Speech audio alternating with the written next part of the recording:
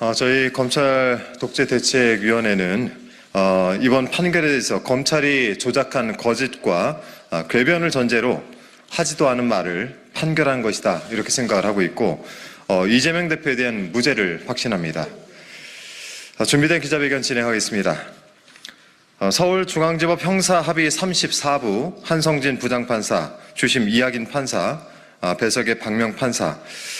34부는 15일 이재명 대표의 공직선거법 사건에 대해 징역 1년에 집행유예 2년을 선고했습니다. 윤석열 정치검찰은 사건 조작과 억지 기소를 통해서 이재명 대표에 대한 사법살인을 시도했고, 재판부는 재판 과정에 밝혀진 진실은 외면한 채 검찰이 왜곡 날조한 기소 내용에 의존한 정치 판결을 했습니다. 도저히 납득할 수가 없습니다. 첫째, 이재명 대표가 국민의힘 의원의 사진 조작에 관해 설명을 했을 뿐인데 검찰의 궤변을 전제로 잘못된 판결을 했다라는 말씀을 좀 드리겠습니다. 재판부는 이재명 대표가 해외 출장 기간 중 김문기와 골프를 치지 않았다는 것이 허위 사실이라고 판단을 했습니다. 그런데 이재명 대표는 김문기와 골프를 쳤다 안 쳤다 이 이야기를 한 적이 없습니다. 이재명 대표는 채널 A방송 이재명의 프로포즈 청년과의 대화에 출연해서 국민의힘 박수영 의원이 올린 사진이 조작된 것이라는 사실을 확인해 준 것뿐입니다.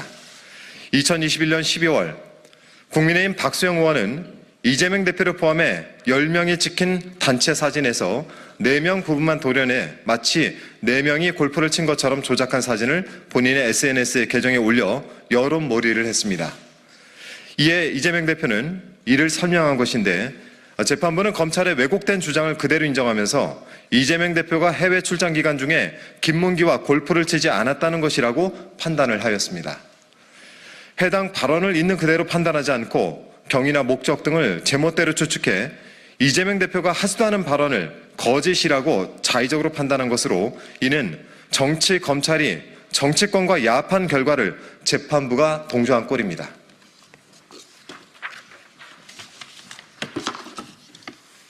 둘째, 백현동 관련해서 이재명 대표가 실제로 하지도 않은 말을 왜곡해 기소한 검찰의 주장을 그대로 인정하여 유죄로 판단하였습니다. 심각한 오판입니다. 이재명 대표가 경기도지사 시절인 2021년 10월 국회 국정감사장에 증인으로 출석하여 했던 발언을 허위 사실이라고 판단했는데, 이 역시 검찰이 이재명 대표 발언을 악의적으로 편집하고 왜곡한 것을 그대로 인정한 것입니다. 즉, 이재명 대표가 실제 하지도 않은 말을 만들어서 유죄로 판단해버린 셈입니다. 재판부는 의무조항에 근거한 국토부의 요구에 따라 어쩔 수 없이 한 것이 아니라 스스로 검토하여 변경한 것이고, 의무조항을 근거하여 용도 변경을 해주지 않을 경우 직무유기를 문제 삼겠다고 협박당하였다고 볼 수 없다고 판단했습니다. 그런데 자세히 살펴보면 이명박 박근혜 정부 당시 공공기관이 지방이전과 공공기관이 떠난 부지의 용도 변경 매각은 국가 시책이었습니다. 성남시에는 이전 대상 공공기관이 5개나 있었는데, 성남시장으로 재직했던 이재명 대표는 이와 관련한 상황을 국정감사장에서 국회의원들의 질문에 일문일답하며 즉흥적으로 설명합니다. 이재명 대표가 식품연구원 등 5개 공공기관 부지에 대하여 혁신도시법상 의무조항과 이에 근거해 직무유기 등을 문제 삼겠다는 국토부의 협박이 있었는데, 성남시는 조금만 반영해주겠다는 방침으로 기자회견까지 했고, 그 결과 5개 공공기관 부지의 매각이 몇 년간 안 되고 있었다는 취지로 발언하면서 정작 백현동은 마지막에 언급합니다. 나머지 백현 이 부분은 아파트 분양하겠다고 해서 저희가 해주지 않고 버티다가 국토부가 식품연구원에만 별도로 협조 요구 공문을 보냈는데, 그것은 법률에 의한 요구여서 어쩔 수 없이 용도 변경해줬다고 말합니다. 그런데 이번 판결은 검찰이 중간 발언을 쏙 빼먹고 짜깁기해 기소한 것을 그대로 인용하여 판단했습니다. 이재명 대표가 말한 내용 전체를 대상으로 판단해야 함에도 앞부분에 언급한 의무조항, 맨 마지막에 용도 변경해줬다만 엮어서 의미가 완전히 달라진 발언이 허위라고 우긴 셈입니다. 당시 국정감사 발언 전체를 제대로 읽어보면 쉽게 파악할 수 있는 부분입니다. 해당 회의록을 검찰 독재대책위원회 유튜브 채널에 올려놓았으니 직접 눈으로 확인해 보시기 바랍니다. 그리고 당시 2013년 3월 22일 SBS 방송을 보더라도 당시 지방으로 본사를 옮기는 공기업이 가장 밀집해 있는 곳이 바로 성남 지역인데 성남시는 공기업이 이전하는 자리에 대기업 본사나 연구개발센터를 유치한다는 계획이었다. 하지만 당시 박근혜 정부는 성남시의 이런 입장을 크게 고려하지 않는다고 보도한 바 있습니다. 당시 분위기와 함께 되려 브로커가 개입할 것을 우려했던 상황도 엿볼 수 있습니다. 이렇듯 중앙부처와 성남시 사이에는 공공기관 이전을 둘러싸고 갈등이 심했었습니다. 이재명 당시 성남시장은 성남시의 베드타운화를 막고 자족도시로 만들고자 많은 노력을 하였습니다. 이에 성남시는 공공기관이 이전한 부지도 주거용이 아닌 업무용이나 상업용지로 활용할 계획을 가지고 있었으나 국토부와 식품용무원은 주거용으로 강력히 요구하고 있어 갈등이 발생하였던 것입니다. 국책사업이라 협조를 전혀 안 할 수가 없어 성남시에 조금이나마 도움이 되는 방향을 모색 부득이하게 준주거지역으로 절충하게 된 것입니다. 이런 상황은 여러 객관적 자료에서 확인되며 이재명 대표가 2021년 국정감사에서 했던 발언과도 일치합니다.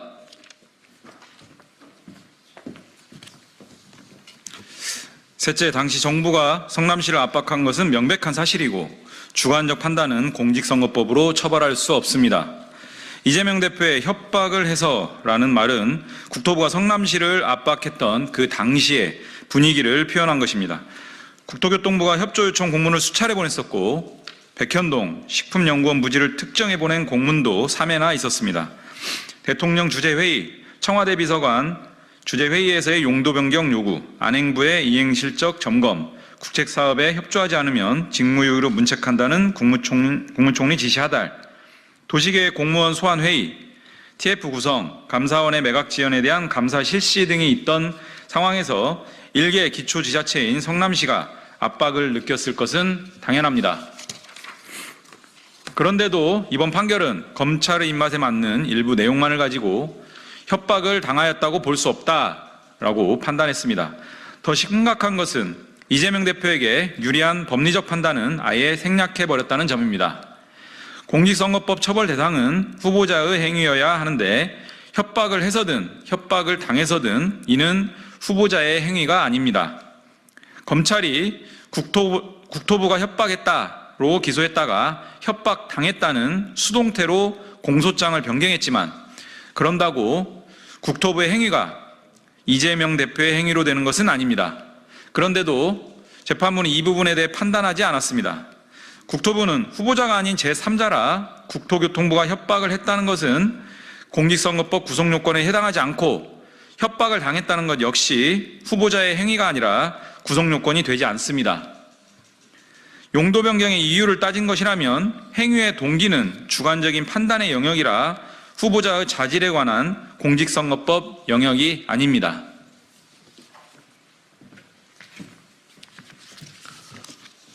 이번 판결은 대법원 판결과 헌법재판소의 결정에도 정면으로 배치되는 판결입니다. 1심 재판부는 표현이 선거인에게 주는 전체적인 인상을 기준으로 판단하여야 한다는 법리를 들었습니다. 그러나 이 대법원 판례의 취지는 말한 내용 그대로 인정해야지 그 말을 한 주관적 사정이나 목적을 함부로 추측해서 그 의미를 확장해서 가는 것은 금지된다는 것입니다. 이는 1심 재판부가 짜맞춰진 결론을 위해 판례에서조차 필요한 부분만 취사 선택해 해석 왜곡된 판단을 한 것입니다. 또한 헌법재판소는 해당 공직선거법 조항의 행위는 후보자의 자질, 능력과 관련된 것으로 한정된다는 결정을 한 바 있는데 이번 판결에서 이재명 대표를 유죄로 판단한 부분은 모두 이에 해당한다고 볼 수밖에 없습니다.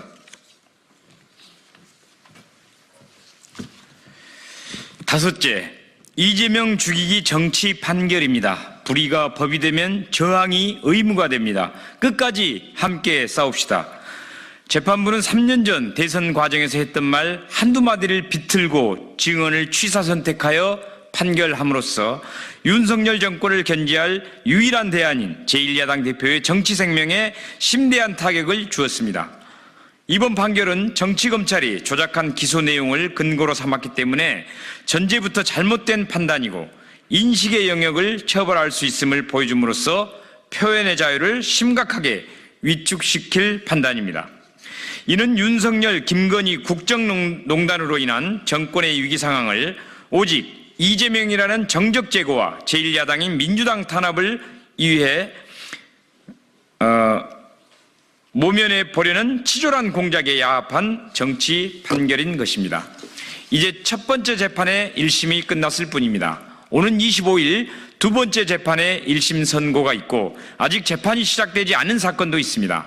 남은 재판에서 사법부의 현명한 결정을 기대합니다. 역사는 거대하고 도도하게 흐릅니다. 오늘은 역사의 한 조각일 뿐입니다. 지금은 잠시 거꾸로 가는 것 같아도 역사는 항상 전진했음을 우리는 압니다. 불의가 법이 되면 저항이 의무가 됩니다. 우리는 이재명 대표를 중심으로 흔들림 없이 싸워 나갈 것입니다. 안개가 걷히면 반드시 실상이 드러난다는 사실을 잊지 맙시다. 앞으로 가야 할 길이 아무리 길고 고단하더라도 국민만 바라보며 인권과 민주주의를 위한 투쟁에 끝까지 함께합시다. 사필 규정할 것입니다.